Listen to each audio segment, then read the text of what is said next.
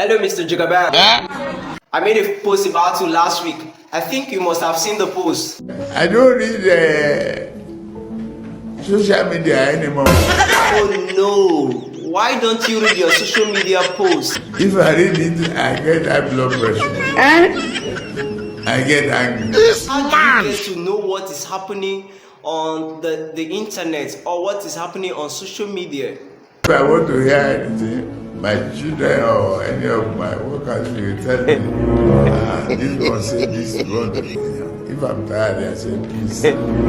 But that is not enough. You need to read what is going on so that you can know what is going on in your country. They abuse hell out of me. 70 years old man.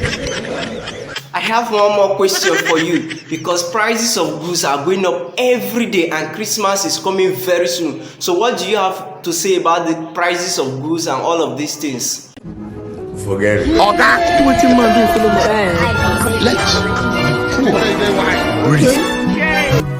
Ayé dorí kodò kò yẹ ni mọ́.